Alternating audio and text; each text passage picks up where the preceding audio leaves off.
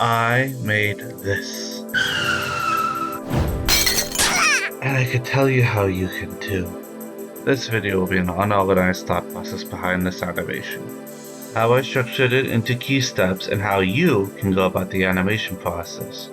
Notice I'm a self-taught novice and my word of mouth should not be the say-all. See this video as a guide rather than an instruction manual.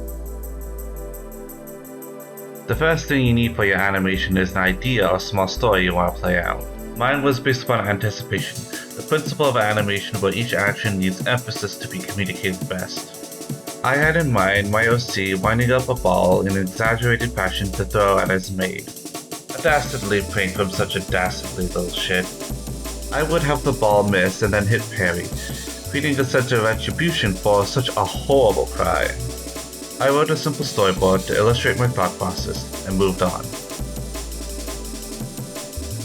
The next step in animation is creating an animatic. Your fandom brainword in mind probably sent a trigger after hearing that word, but let me explain what it actually means.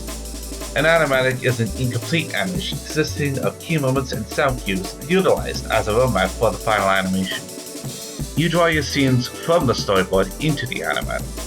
The order in which I put sound cues or animation frames was quite random, but I usually went for a sound frame then sound approach. I also recommend any animation software with a sound functionality, just to make this process easier. Here is my final animatic.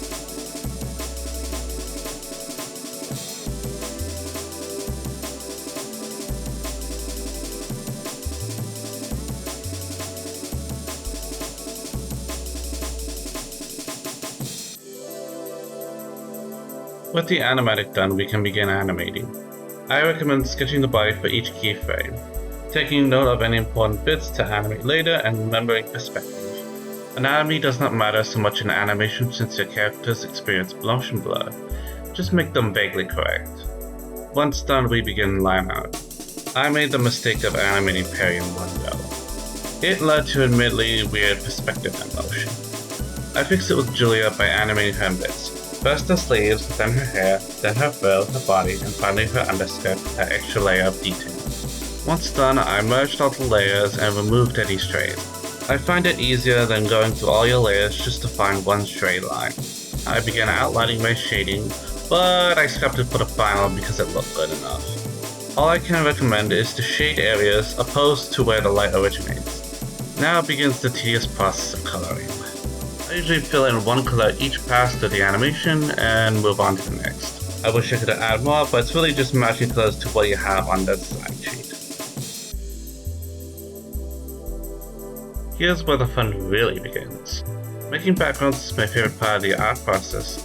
It really is freeform and putting your vision into full focus. I recommend specialized brushes to make this process easier. And here's the final animation. If you were to do shading, you would do it after making your background. It really helps with noticing how light interacts with your characters. Like and subscribe if you want to see more of this.